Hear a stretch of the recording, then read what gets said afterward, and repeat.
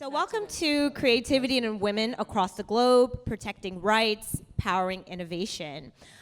During this conversation, we're gonna unpack how businesses can move from statements to meaningful support, ensuring women not only have a seat at the table, but the resources to build their own. So my name is Adrienne Lucas, and I'm the head of Diversity, Equity, and Inclusion and Strategic Partnerships at the One Club for Creativity. That is a mouthful, and it hasn't gotten old, and I've been there for 6 years. And I'm here with this illustrious panel, and I will let everyone introduce themselves. So let's start with Sue-Ann. Sure. Hi, everyone. I'm Sue-Ann Tanis. I'm Associate Vice President of Global Communications at the United Nations Foundation, also mouthful, Adrienne. And I've been there for about 6 years, and in that job I work on content, creative, editorial, digital, and also from a family of creatives, and so this panel feels right aligned for me today. Passing it on to Stu. Yes. Hi everyone, my name is Stu. I'm with UN Women and do the work of private sector partnerships, but also looking after the work of the Unstereotype Alliance, which is an alliance formed by brands and creatives from around the world to use advertising as a power for change, to change social norms, the way people see people, and women in particular, women and girls. So yes, I have a marketing background, have worked in the automotive sector, in the tourism sector, and so yes, looking forward to talking about how we bring women at the forefront of this work. Over to you, Dan. Thank you. If you're not sick of the UN already, I'm Dan Thomas from the United Nations Global Compact. We are the world's largest corporate sustainability initiative. We work with companies to persuade them to be more principled and sustainable. And we have a very good partnership with UN Women, to the Women's Empowerment Principles. And I've also been working on something called Unstoppable Africa recently, in this weekend, which is a flagship event of the Global Africa Business Initiative, where we're working with business leaders from the world and Africa to drive the African economy forwards. And that includes working with creatives and people from the sports industries as well. Thank you. Over to you, Linda. Okay. Linda Nosby, not part of the UN. I am the Director of Economic Mobility with the Gilbert Family Foundation, so it's a philanthropic arm out in Detroit. Our focus is basically focusing on Detroit as it relates to arts and culture, economic mobility, housing, as well as public space. The Gilberts made an investment of $500 million to Detroit over 10 years, and so that's what we tend to do to oversee those investments in Detroit. So happy to be here. Happy to have you all. And so I have some questions that I'm gonna ask, and everyone doesn't have to answer the questions, but if you feel inspired, go ahead and go for it. So let's set, the stage. What does a truly inclusive creative environment look like? I'll take that one, if I may. Just by virtue of the work that we do, advertising has to reflect the people who buy the product. So an inclusive workplace really reflects the customers of the product, the people who consume the product, but also the society around the organization. Not to be prescriptive, but what we do know, particularly in advertising, is the people who create the work show up in the work. And so if there's people who are not in the room to create the work, they don't show up in the work. And so this is something that we always talk about, to encourage organizations to ask simple questions. Who's missing in the room? So that we make sure that the work that we do is authentic for the communities that we are talking to. And so that in a nutshell would just be how we create inclusive workspaces. I will take it a step further with the work that we do in philanthropy, so which is different from the work that you guys do.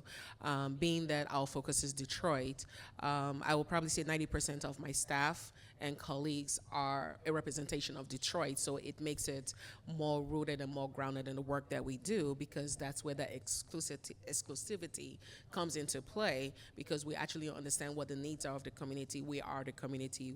We speak for the community, and so we're able to make those decisions based on that. So it's about representation in those spaces. May I add something? Because I think the question was, what does an inclusive work environment look like?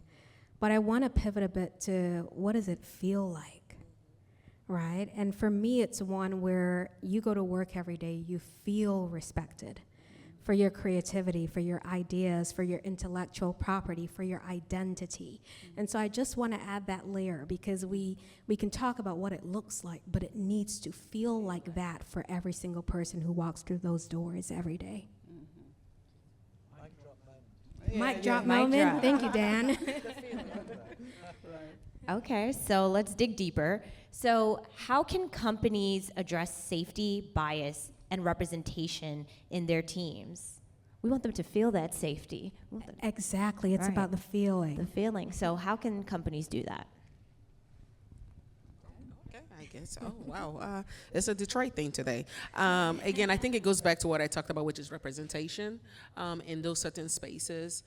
That is how companies show. So, yes, does bias exist? Absolutely, it does exist. But I think it's about how the company shows up, and the employees, and the makeup of that entity and the work that they do. That is where you actually get to see that work actually amplified in those spaces. So does it exist? It does exist, but it's a matter of the structure itself and how you break down those barriers in those spaces. That's exactly right. And in fact, we're working with UN Women on the Women's Empowerment Principles, which is about getting the leaders of companies to sign up to 7 principles to drive women's empowerment and engagement in the private sector. And broadly speaking, we have, I think, over 11,000 CEOs have signed up now. But it's about creating those structural efforts to actually try and drive it forward. And of course, one of the things that we know and we can prove is that having women in positions of leadership in companies, represented throughout the private sector, throughout the business, actually makes businesses more profitable. So there's very good incentives and good reasons to include women and to drive women and their creativity in the business. Can I ask you what the 7 pillars are? If you know, I don't want to put you Well, on the I'd spot. have to whip out my phone Okay. to refresh my memory. We'll send it later. We'll send it But later. maybe Stu can tell us. Well, I can talk just generally. It's basically the 7 principles that can be embedded into a organization's strategy, but it centers gender equality. It looks into your HR policies. It looks into procurement. It looks into how you deal with your stakeholders outside, how you communicate. And so basically, companies can use this framework, literally, a framework to self-assess. Where am I on the journey? And again, it's often said, without seniority, there's no priority. So this is why we seek that it be the signers of it be at the highest level of the organization. Yeah. Sounds good. Are there any other policies or practices that Dan and Stu did not touch upon that we should know about that would help companies support women creatives more effectively? I think you guys touched on everything. They're rock stars, of course they did.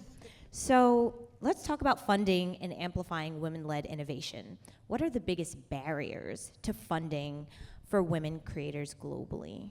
Oh, wow. So I'll take a stab at that. I think one of the biggest things, and not just women, even when you take it a little bit step further, underserved populations, I would definitely say access to capital, but not just capital, but also network. Who are the individuals in those spaces of what you're doing that looks like you? I always tell people that philanthropy chose me. I didn't choose it. I was a compliance officer for a financial institution before I got into into philanthropy, and it wasn't something that we knew about, so to speak. And so I would definitely say access to capital is one of the biggest barriers. Network for sure, and then mentorship is another big thing as well that a lot of women, especially underserved women, face in that space. In the work that we do, we understand really at the heart of a lot of behaviors, whether it's investing or in just who you hire and who you promote, stereotypes. So these set ideas about whether women can bring the profits, even though there's a real business case that is strong, that when you put women in leadership, businesses thrive. Inclusive practices by organizations bring profitability. The business case has been made and it's clear, but these stubborn attitudes are real, and this is the work that we do to really always center women as having agency and really peeling away these stubborn barriers, so Yeah. to speak. May I add to that? I think one of the barriers to funding actually starts at home. Women creatives are caretakers, they're home builders. While the men are taking care of their creativity, the women also have to take care of the people at home while they try to be extraordinary creatives. And so one of the things we talk about a lot in our work at UN Foundation is that unpaid care that you do. And so if you're so busy taking care of everybody else and still trying to build a platform as a creative, obviously you're never going to get the kind of visibility that you need that unlocks the access to funding. And so I think we also need to think about the policies that make women feel supported in that obligation that they feel to care. So just wanted to bring that home to talk about a real barrier that we experience every day as women, because we are the fixers, the magicians, even while we're being creatives. And I think we need to take a closer look at that. That's a great point. If I may add, I'm really excited about the opportunity of social media and how some young women, particularly young women, are coming forwards as creators of content, gathering very large audiences on social media. We had a big event at the weekend, and I worked quite hard with someone to bring some social media influencers to come and to be part of it. I thought they would come to film and to interview some of the VIPs that we had. And to my surprise, when Acheng, No Ordinary Noir, showed up, actually everyone wanted to have their picture taken with her because she was someone that they followed and they admired. And that is a platform that she's created entirely herself with her own hard work, her own personality, her own creativity.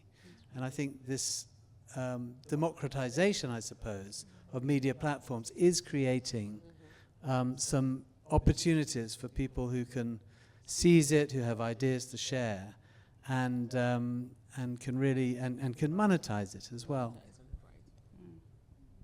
Okay, that was actually a really great point, because I think we're in this moment of doom and gloom, and that's something really positive. The autonomy that people have and the red tape that we're removing, where you could just take out your phone and record content and become accessible to people. Can I add something Please. to that?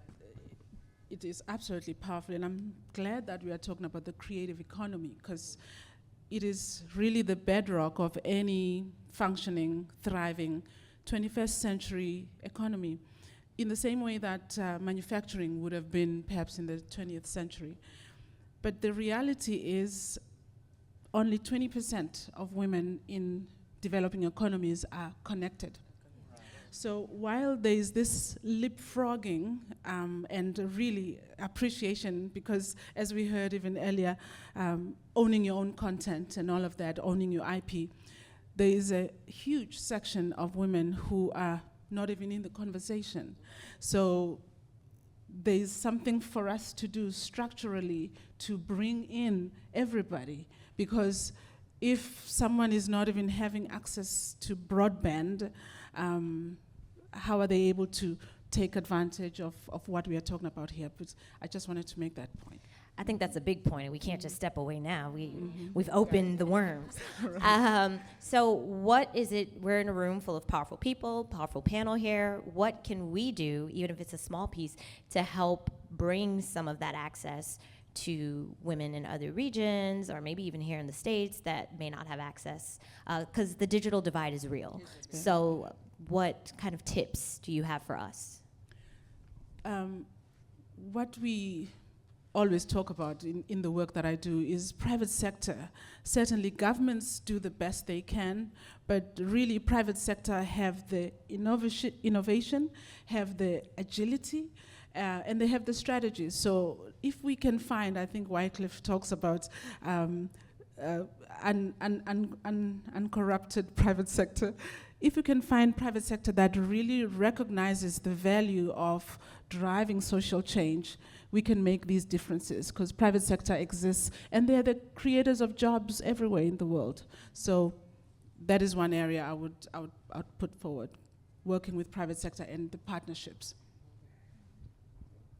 And also, I mean, it's about leadership. I mean, it's the leaders of companies in powerful positions with budgets and training budgets and recruitment opportunities that need to change. And one of the things we do at the UN Global Compact is work with universities who are educating the business leaders of the future.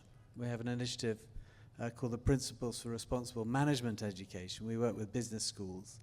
And so we're trying to infuse these ideas, the idea of gender equality, women's empowerment principles, into those sort of young students, because in 10, 15, 20 years' time, they will be the CEOs of the companies that will drive the future and the economy. Perfect. So I want to know, what role can international coalitions and policy reform play that may also, yeah. A major role, and we are now, even as we talk, UNGA 80, but also we are 5 years to the deadline of the SDGs 2030. If we are going to finish the business and make that leapfrog, we're going to need to work collectively. So a coalition like we have, the Unstereotype Alliance, which really is present in over 12 chapters around the world, we are able to truly make a big difference because we are working in concert. And those models, and I often say, and here, we have to replicate what works.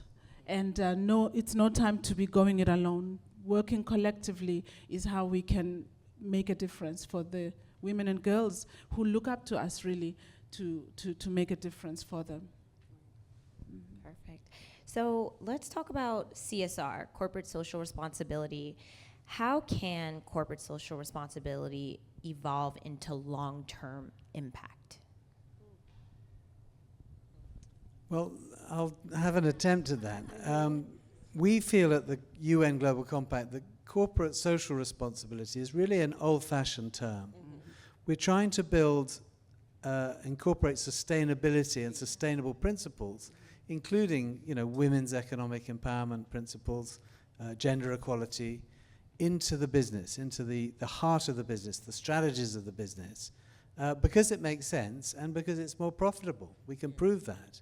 And companies that are sustainable attract more investment, they attract better talent to come and work for them, their customers like it, and willing to support them. So there are many, many reasons why it makes sense for a business and the leadership of a business to really bring these ideas into the core of the business strategy. That's right. Go ahead. No, you go, Stu. I'll go after you. Okay. I wanted to touch on something which is so important. Why people buy the brands and continue to support organizations is trust. And trust is earned, and we've heard of late that more and more consumers trust the brands they use more than they trust the government, the police, the education institutions, journalists, media. And so when we talk corporate social responsibility, whether, however the organization might call it, it's so important that the organization is authentic. It walks the talk. Because consumers are so savvy, consumers can see through whether someone is just ticking the box or they are really meaning what they are doing. And bringing in the communities and really being authentic is super, super important. So trust, brands live on trust, and we better make sure that we are doing right by consumers. So, Stu, you actually went the direction that I was going to go in, and that is that idea of, data, right? Every company has access to data, and they're going through swaths and swaths of data to figure out the next big campaign. But behind that data is a set of people with real lives, real experiences. So nailing this idea of corporate sustainability starts with listening and coming to the table, not just to listen, but prepare to act on what you hear. I think that a lot of times, companies get all caught up with the checkbox. We're just gonna check it off. We invited a bunch of women in, this homogenous group of women in. We had the round table, we did the focus group, and we've checked the box for our corporate sustainability report for the year. But what we need brands and businesses to do is to truly listen and actually listen to women in all their diversity. So don't just bring women from one particular region. Bring a global representative group of women to listen to them, but also be prepared to act. Because I think the days of just checking a box are over. We need action. We need real action and urgent action. That's a good point, and I heard a yes in the back.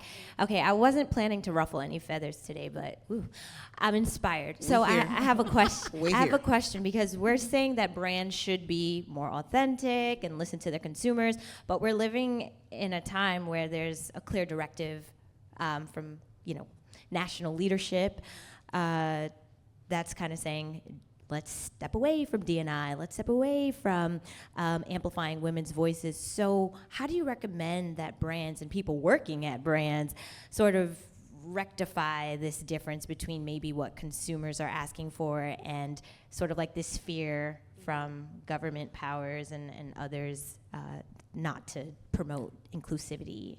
So while we're not a brand, I will kind of focus on the work that we do a little bit, right? So we're in philanthropy where we actually give out grants to nonprofits.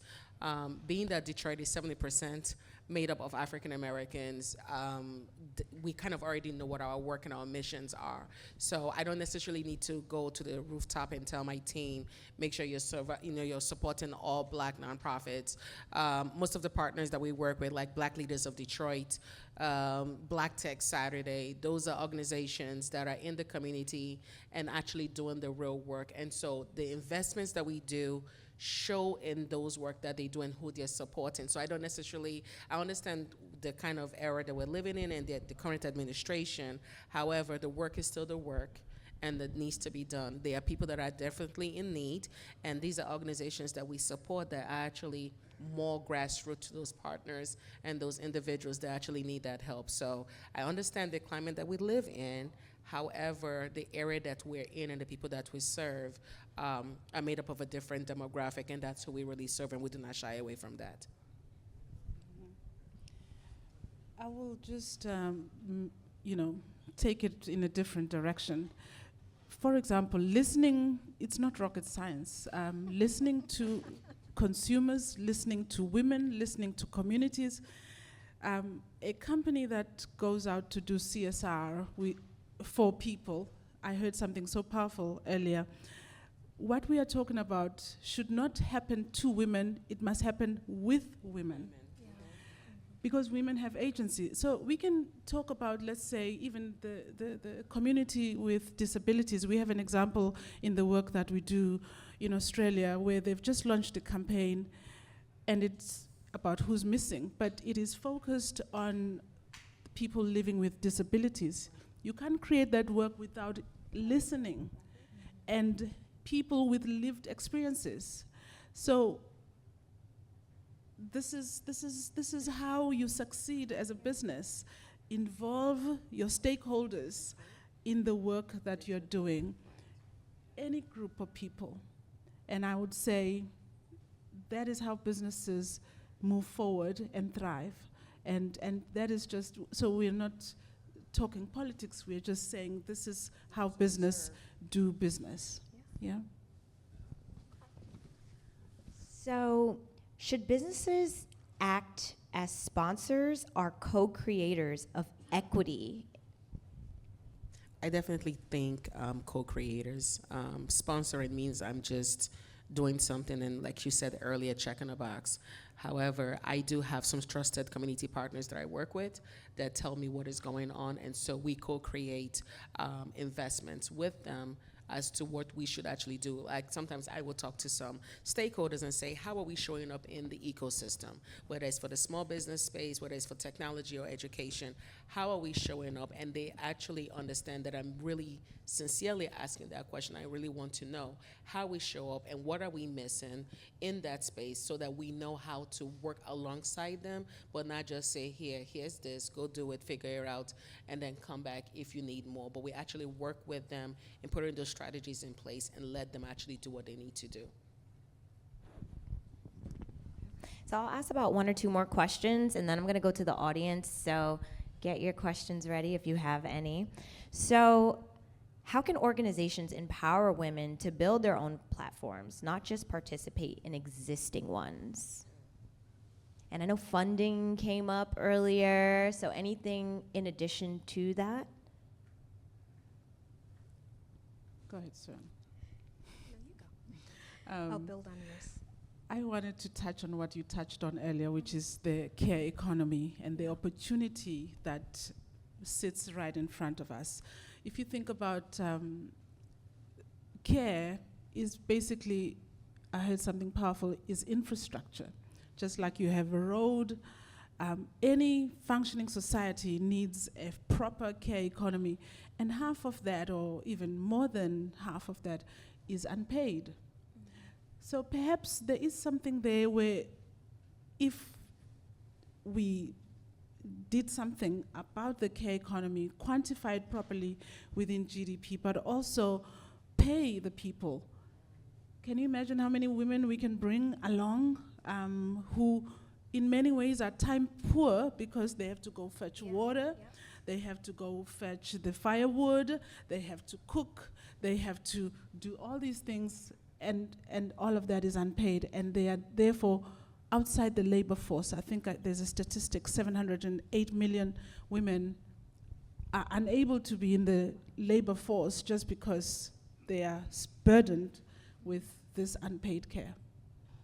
So there could be a platform there, perhaps, that could leapfrog a lot of communities forward.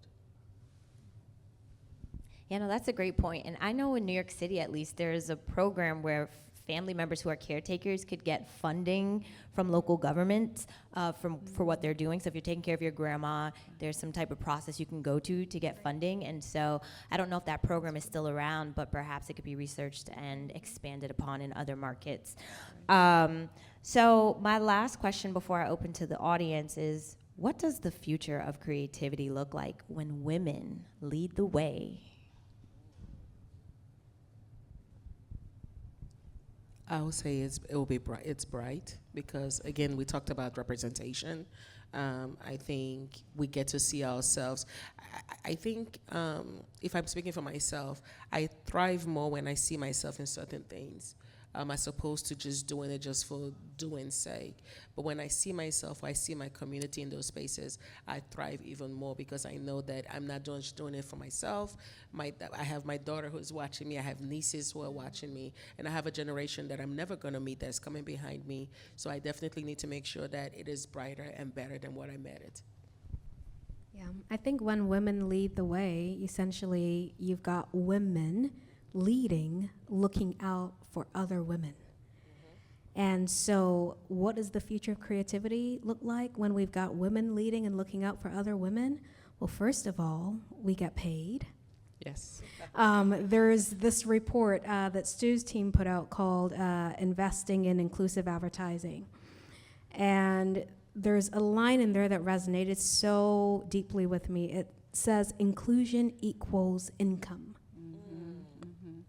Inclusion equals income for the businesses who invest in inclusion, and it equals income for the people on the other side who are being included. And so when women lead the way, look out for each other, and include each other, and we have that income, basically it means The future, like you said, Linda, is bright, but it is prosperous. We thrive.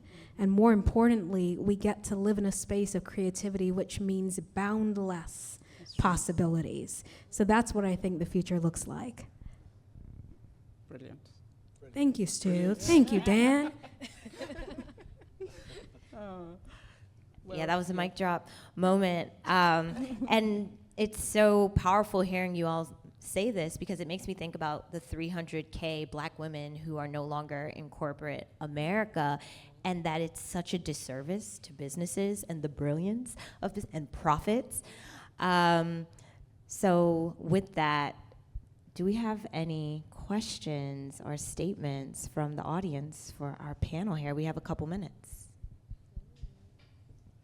Yeah, please. Yeah, if you can just go to this mic stand right here. And whoever has the question next, feel free to go right behind him. So I don't know how true this is. This is just things I hear. That there is people doing casting calls and told if you're of a certain skin color, don't bother, you know, this kind of thing. Or you can audition, but you have to play ethnic. You can't be the main character. You can only be a supporting character. And it wouldn't surprise me, sadly, to say that that's true. So if the work continues, as you said, how do you recommend when you're casting, when you're setting up spaces to sort of like hide things in plain sight, I guess, and sort of continue to do it without like going like, look, we're using non-white people, you know. Any advice? While I can't speak to the casting or anything, but I think that happens in not just that environment. I think it happens everywhere else. And I think we talked about it earlier, about those unconscious biases or biases, so to speak. I think it's about what you do as an individual. I can't really speak for everyone else.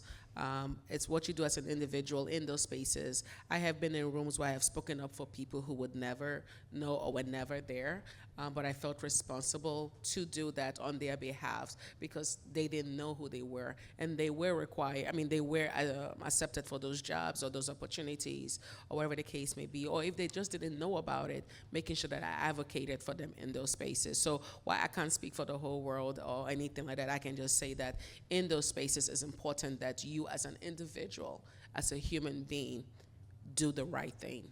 Like Spike Lee says, do the right thing in those spaces. Right. Maybe I'll just touch a little bit on a framework that we have in the Unstereotyped Alliance when we help advertisers create unstereotyped advertising.